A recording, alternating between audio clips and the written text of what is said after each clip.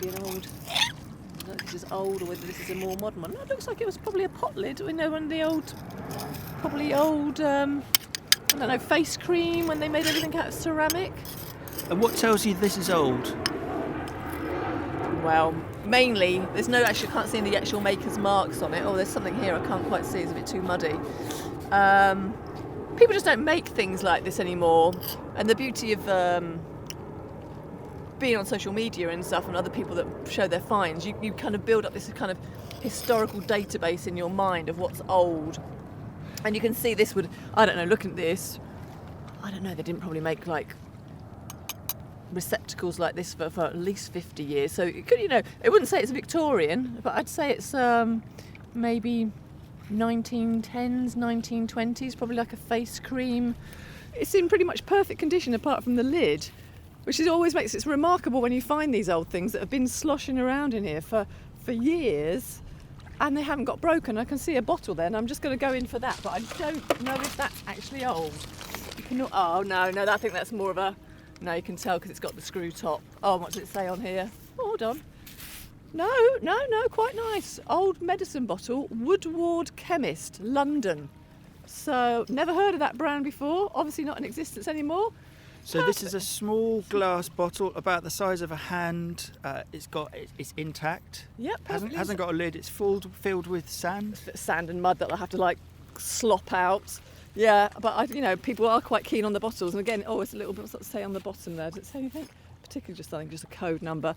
But looking at that, I'd say a little embossed bottle like that. I guess maybe 1940s, 1950s, maybe. It's definitely not modern. It has got a screw top, so it's not old when it would have only had a cork in it. But again, here it is, just lying here waiting to be picked up. Been knocking around the Thames probably for 50 years and still in one complete piece. It's amazing because it is glass and it's amongst stones, and the Thames could be quite strong. There's waves, there's tides. Oh, it's the tides and the waves. The tides that come twice a day. That's what always brings up new things to the surface. Quite remarkable how it happens, but there's always stuff to find here on a daily basis. So you've just found the face cream pot and the glass bottle in about a minute, at the space of 1 or 2 minutes. Is this already as successful? You've put them in your little bucket. Yeah, I'm pleased with that already. 2 nice little finds and 2 I've got bottles. I haven't got that bottle, and I've never had a little pot like that. We've got to move back because the tide is moving in a little bit. So again, happy with those little things. So yeah, that's quite good to find something. You're obviously bringing me a bit of luck today, so thank you for that. Probably won't find another thing now, but yeah, this is quite a good spot for bottles, this area, I have to say. I've found some quite good bottles along here. It must have been a bottle dump at some point. They obviously stick underneath the surface and in the mud and then eventually work their way up. I'm just going to look at this thing here, but I think it's a bit of old. No, that's a bit of useless old engineering metal, which is no good. What about that little thing beside it?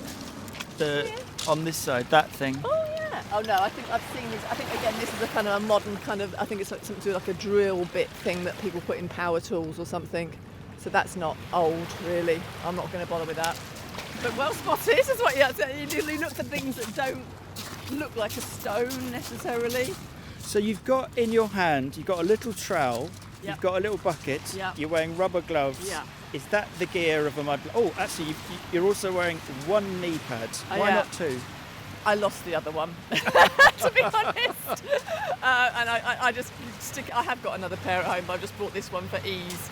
So yeah, it is better if you wear knee pads, because to get some of the really good things, sometimes you've really got to get down on your hands and knees and really look. Just using your eyes at normal sort of standing level, you don't tend to find much unless you just spot something larger, like a bottle. But if you want the little things, the interesting things like the pins and the coins, you've got to get down on your hands and knees in little areas where you think they might be gathering. You kind of get to know little spots where certain items often do wash up, and that's when you have to really concentrate, get down and really, really sort of rake through things to have a look. And just to be aware, you're only allowed with your permit to scrape to 7.5 centimetres. We're not allowed to dig. Oh, that's very specific. 7.5 centimetres? Very specific, as deemed by the Port of London Authority's rules. So So why do you need a permit to be a mudlarker? It's a public space. We're on the river. This is somewhere that anyone can come. What's the permit for? The permit is for looking and searching and picking up. Anyone is allowed down on the foreshore when the tide's out. No problems with that. Walking along, walking your dog, just having a walk. But when it comes to picking up, that isn't permitted. I think I might be able to see a little. Oh no, that's a stone. Sorry, I thought it was a bit of a clay pipe. So it's the rules that have been set out by the Port of London Authority, who administer the permits that are required to do this hobby. And this is also owned. Some stretches are private, but the vast majority of the bed of the river and the banks is Crown Estates. So Port of London Authority works on behalf of Crown Estates. And the other thing is, anything we find, there's rules to do with that. We are really merely custodians of it. If it is real precious metal, has to be given it over to the coroner to be investigated. That's like treasure. Treasure trove, really. Anything that is really suspect. Sometimes people find guns down here, or real guns. Yeah, people just, I think, they try to get rid of them. Then you would call the river police. Obviously, if you find anything very morbid, like body parts or a body, and that does happen, unfortunately. Again, that's the river police. Blimey, this is much more dramatic than I thought it was. I love it. I've never guns, body parts. Yeah, I mean, this is and the again, River Thames. It's also quite a bit of unexploded World War II ammunitions. And if you think you see something like a grenade or anything like that, then again you call the river police and the explosives office of the police department. So Wow. yeah, they take it very seriously. Some of the things that get found here. You have to remember, this has been like probably a dumping ground for the last for millennia. That's why there's still things down here. It's not always the best, obviously. For many years, people just put all their rubbish in the Thames. Obviously, that's all been controlled over the years. And that's where you still find things, because there's things that people did throw out. Now they're quite interesting to people like us. That's an interesting thing about history, isn't it? Something that's very everyday in your Roman toga times is now amazing. Oh yeah, hundreds of years later. The beautiful Roman hairpins, the Roman coins that kind of come up still quite regularly, to be honest.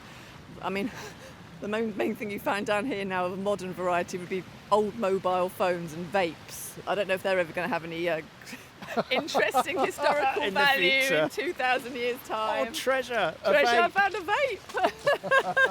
But it's funny because we get really excited if we find a clay pipe, and I'm sure the person that threw that away 300 years ago didn't think there'd be somebody wandering along getting very excited that they found my old clay pipe. But I guess that's the way it cyclically works on, one man's trash is another man's treasure, I guess.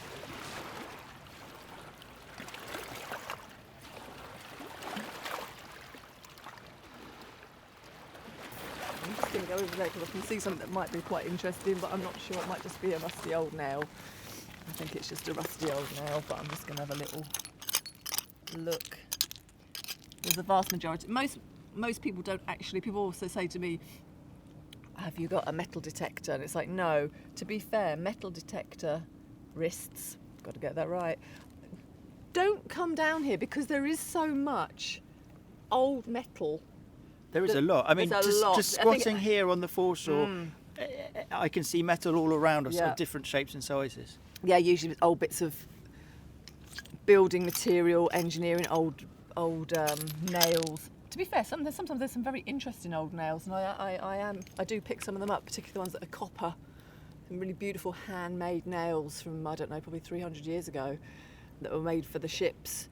What do you do with them? So you pick up a really old nail. Yeah. Is there a market for it? Does it go on the mantelpiece? What's it for? Oh no, you're not allowed to sell anything that you find on the foreshore. That's part of your. Oh really? No, it's you're just a custodian of it. It's part of the rules of having a permit. You're not allowed to sell on. I think years ago, before they brought in the permits, yes, people did used to come down here and find things and probably sell them. We're talking a long time ago, and there used to be people that would fake things to sell on again. But I mean, in a way, the controls in some respects, are quite helpful because it does sort of stop sort of rogue people. I think people think there's absolutely tons of riches down here. There's very little of financial value. It's mainly for people that do it. They just like the historical value of it. They think if you find something like a really amazing hammered coin, like a Tudor hammered coin, you think, oh, I'm the first person that's probably picked that up for like 500 years, and there's quite a thrill in that. I'm just picking up a little nail here. You can see this is to most people this would be really, really mundane, but I can see that would have been handmade in a forge. That's a handmade nail. What tells you that? Is it just the shape? Yeah, of just it? the shape. You can see that would have been made like in a like a blacksmith or whatever. That isn't something that was made by a machine. So that's probably about 300 years old. Something really basic, had a really basic function. But I always think of that poor person when everything going back over the centuries had to be made by hand. There was no real machine-made things. And do you when you find something like that nail, let's say, Yeah.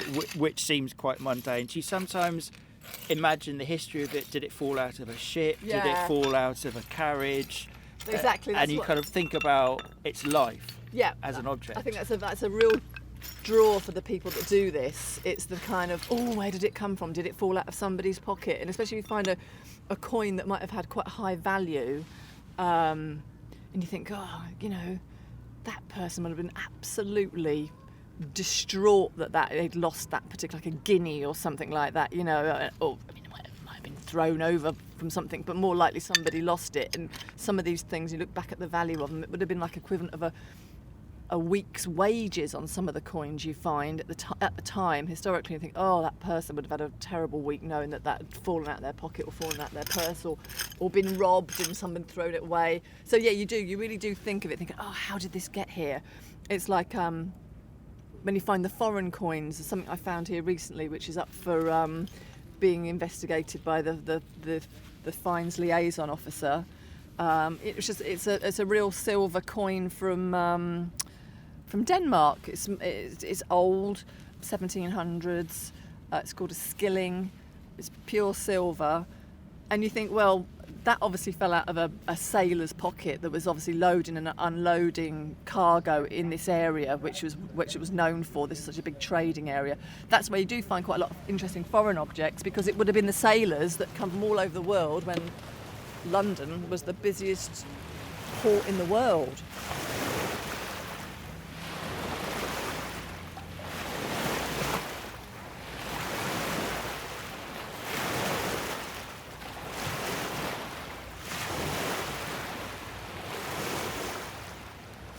It is dangerous down here to a certain extent. You've got to know what you're doing. You've got to be very mindful of the tides, speed of tides coming in. You've got to know your exit points and your entry points, because you might go for a really long stretch and there's no stairs on the way back up. So you might go too far, and then the tide's coming in, you can be trapped. But you must get caught up in it sometimes. When you've got the magpie kind of hunger on to find something. Most mudlarks have got stories of when they've nearly got trapped somewhere. And I did nearly in this area one time. I was walking further along there, and there's a bit of a pinch point, and I turned around because I was really engrossed, and I looked back. I thought, I've really got to leg it now to get to that stairs, because I'm nearly losing the shoreline at that point, and then my heart was racing at that point because I didn't want to get soaking wet, and the danger of it, and just you feel foolish. You don't want to call upon emergency services if you can possibly help it. I'm on the foreshore with a bucket of old things. Yeah, look, Petunia, I'm waiting. They're waving at me. That's one for the old people, if they remember that public information film. There's a lot. There's so much drama. I didn't realise mudlarking was this dramatic. I do try and avoid the drama. Some people seem to talk to some mudlarks, and they really like to go down to the most precarious areas. I go to the areas onto the foreshore. The path of least resistance I take. I don't try and half dangle off of those vertical ladders and whatever. No. I leave that to other people if that's their thing. I prefer the sort of safety side of things, I have to say. I'm just going to go over here a little bit. Sorry, I'm putting you through a bit of a muddy part here. This is great. So there's a lot of ups and downs with mudlarking because Yeah. because you do it in hope. You've Yes. got to believe in hope. Yep. But there's also disappointment. There's also, bad days. Yeah. But you'll still do it the next day or whenever you next feel like it. For most people that do it, it's quite compulsive. That's the thing. It's that thing. And especially now because of social media and every day you'll go on and you'll see some of the other mudlarks have found some incredible things on a daily basis. And there's things out there. You think, right, they're still out there to be found. So you like sharing it. So Yes. so if you find stuff, you will share it on social media because of what? Because you just want other people to share in the joy? Yeah, I think so. There's a big, massive worldwide interest in this whole mudlarking thing. Really is, and I think people love the history. So yeah, I mean, some people aren't on social media, and that's their choice. Other people, I've got over 100,000 followers that are mudlarks. Blimey. Oh yes. There's a sort of cohort of people that are really, really quite famous for their mudlarking, and they've got their YouTube channels and their social media channels. I think the only thing people keep a bit quiet on when they are on social media, they will never say exactly where they are mudlarking. There's a little bit of a code that you don't See, I love that. I love that. So there's a bit of cloak and dagger. Yeah, I mean, if you've got a good eye and they've taken a photo, and you might be able to notice something in the background and think, I know exactly where that person is. But it's always, you just say, on the foreshore. So it's a bit like a fisherman when they get a good Yes, catch. yeah. They'll go. They Oh, won't yeah. say to the other That's fishermen probably- where they got it. That's probably where it comes from, actually. I hadn't thought about that. Yeah, it's that little, you don't. I think if you think, oh, look, I found this Roman coin today, and you put it up on your social media, you think the next day there's going to be a goodly amount of people back on that sort of stretch again, thinking there must be some more Roman coins down there. Success breeds success. Yeah. So, I think most people that do this have their own little patches, just the ones that are convenient for them to get to. You meet a few people and sometimes they're up at Hammersmith and then they're down the East End and they're all over the place. I live near this spot either side of And this we're not river. going to say Not where gonna it say is. where. So, and I have a lot of success in these two particular sides of the river. So I'm happy to sort of stick with it. Occasionally when I venture up more, I call it uptown, and go to like Blackfriars and down by the Globe Theatre, I never seem to find anything there. And I think, do you know what? It's taken me longer to get there. I'll go to my local patch, and inevitably I will find something. So yes. Could I come down and do this? You've got a knee pad on, you've got gloves, you've got a trowel, you've got a bucket. If I got those things, could I come and start doing it? What was that thing about permits? No, you have to be a permit holder, and the permits are issued by the Port of London Authority. So I could just phone them up and get a permit? Sadly, at the moment, no. Because of the popularity of mudlarking through the social media and books and programmes and everything, it's a 10,000 waiting list, which is now actually cut off at the moment. You can't even join the waiting list. That's extraordinary. It really is, yeah. 10,000 people Yeah. want to be mudlarkers. And are waiting. There's a waiting, and they've got a certain limit of permit holders because they realise it is a significant archaeological site. A lot of history down here, and there's some areas that you can't even go onto, forbidden parts of the foreshore, and that's all on their website. So it's all regulated. Very regulated. And if you've got a permit. Yes. And you must feel quite lucky to have a permit. How long does it last for? Is it for life? Is it No. every year? So now they've changed them. They were 3 years, and now they're only annual. So might you not get one next year? Correct, that's right. There's now some extra criteria that if you're a long-term mudlarker and you match some of the additional requirements, like you exhibit, you have things on the Portable Antiquities database, you're public-facing, they might then let you have an automatic renewal, but this is a new process that has happened. Wow. Yeah, So actually you have to measure up to certain things Oh now. yeah. I mean, just if you could get on the waiting list, you can just have one for a year, if you ever get to that point. But yes, it is now very sort of quite heavily controlled, and you have to pay for them. I think a year. I think about £80 to £100 or something like that. So it's not a free thing. Don't get me wrong. Anyone's welcome to come down on the foreshore and walk their dogs and have a walk and enjoy being out on this part, any part of the river where it's safe to be. But when it comes to searching and picking up and taking away, that's where you require a permit. Yeah. Got you. So I don't want to think people aren't allowed down here. That's not true. And here's a nice man walking his little dog. So he's perfectly entitled to be doing that.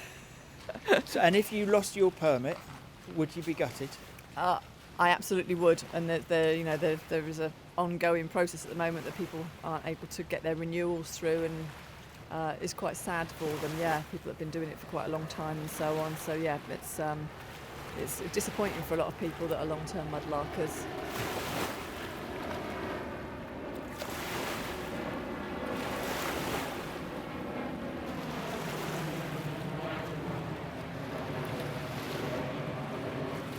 As you can see, it's quite a slow process as we're walking along to try and find something good.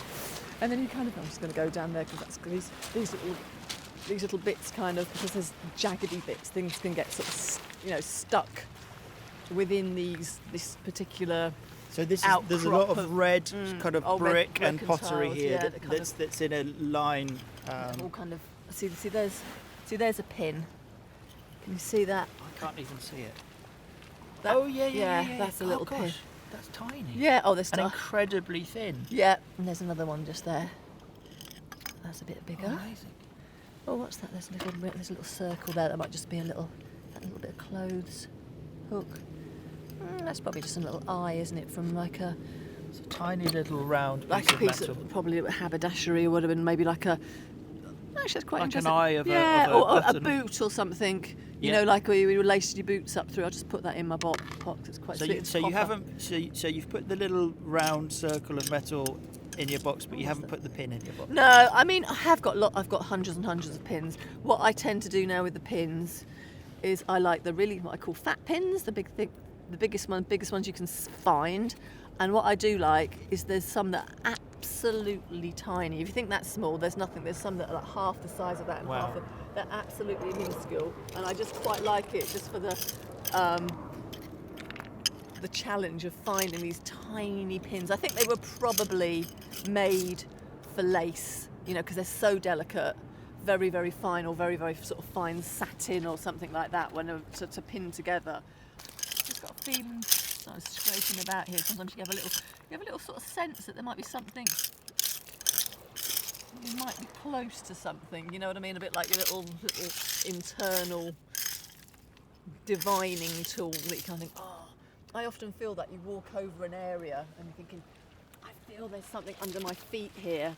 You're not always right, but you're just drawn to a certain area and you think, oh, so there's another. That's quite a big pin there.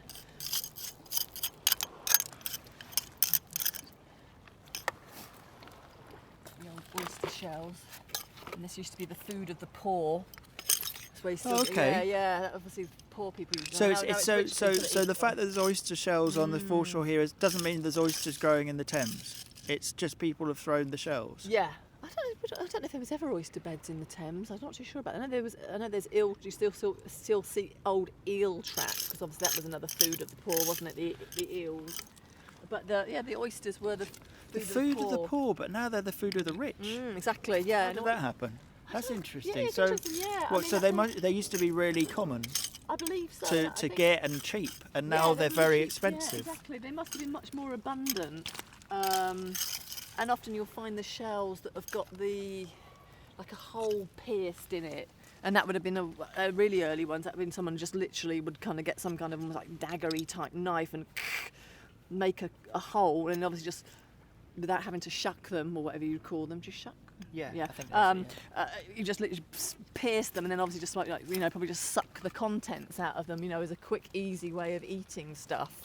I mean, I'm not saying some of these oyster shells might have been something dumped by fish restaurants over the years. Probably not anything modern, but yeah. But most of it is because it was a food, a main food source for people.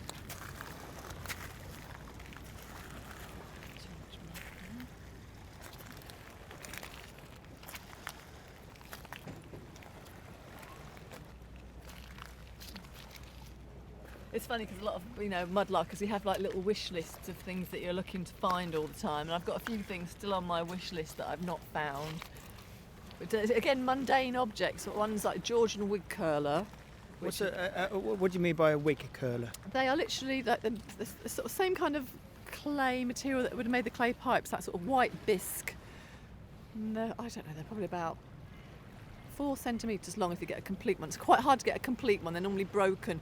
And it's just like a little rod, maybe 2 little sort of slightly shaped, and people would like literally roll their wigs in and set the curls in the heat. They'd heat them up in like probably just like an oven or something, or the fire, curl them, put them on their wig stands, roll all the wig hair into it. So those big old ringlety sort of Georgian hairdos that people had, and the big old wigs. So yeah, they had these little wig curlers. They are out here. I mean, I know some mudlarkers, they got 4 or 5. Yet to find one. It will come one of these days. I'd love to find a pinner's bone, which is the bones that people would use as the sort of template to make the pins with. Literally like an animal bone, and they draw the wire across to make the pins.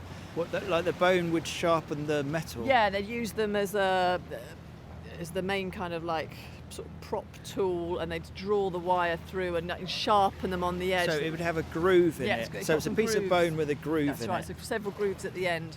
And I mean, again, some mudlarkers have got 2 or 3 of them. So I always do keep my eye on all the bones, because they think, oh, bones, but you kind of know one of them might have been a pinner's bone. So yeah, that's and there's also the thing that people, again, another strange object. It's the bone combs that often very, very sort of the teeth are very close together. Because they obviously use them as knit combs as well, but made it like hand carved out of bone. Hair combs? Hair combs, yeah.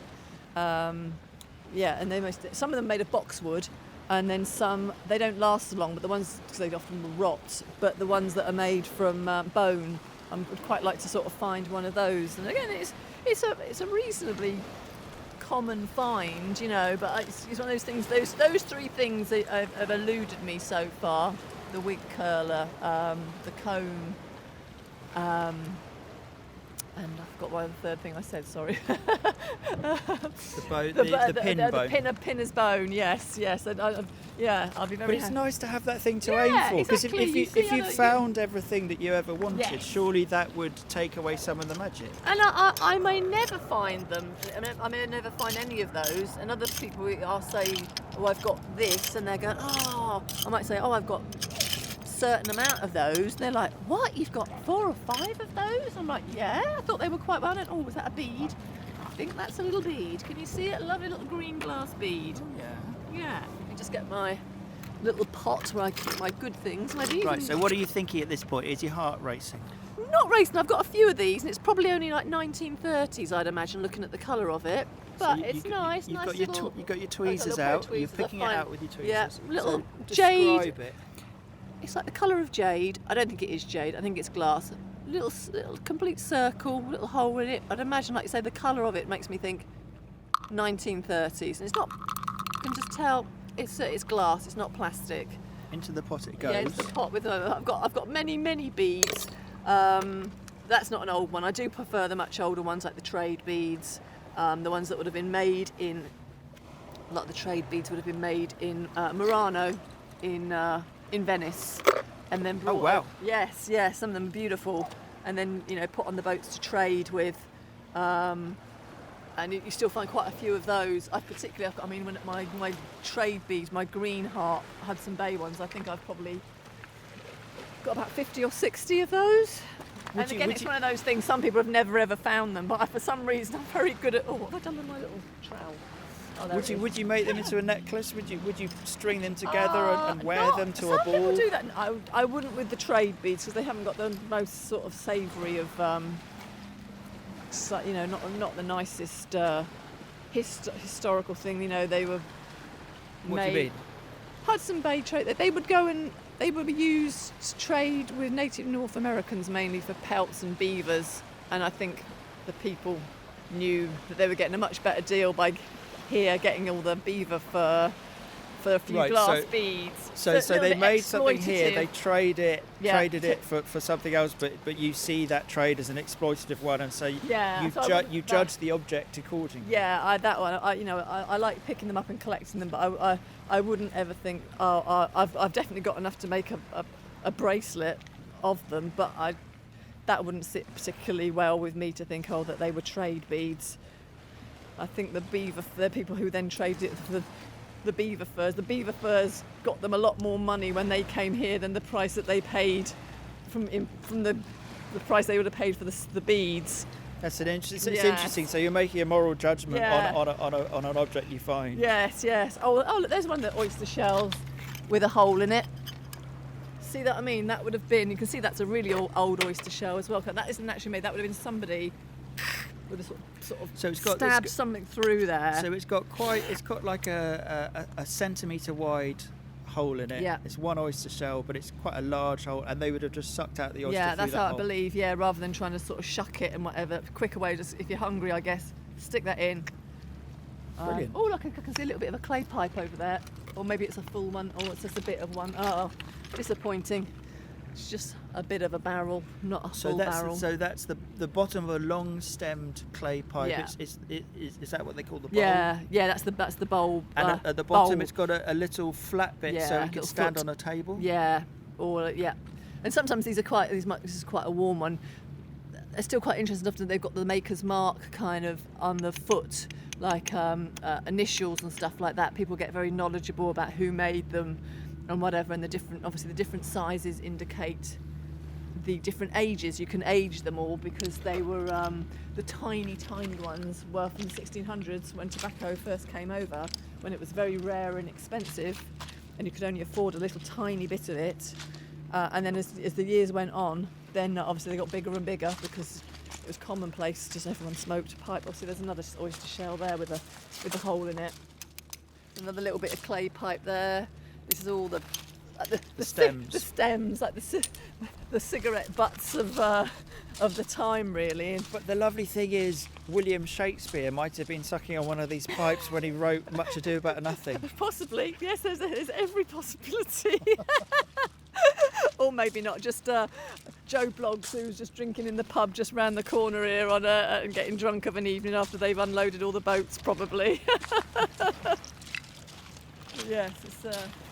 Yeah, you can see. You're right. Actually, there's lots of pipe stems here. If you say it's this again, I'm not going to go any further than that. I'm going to start going back towards the way we came.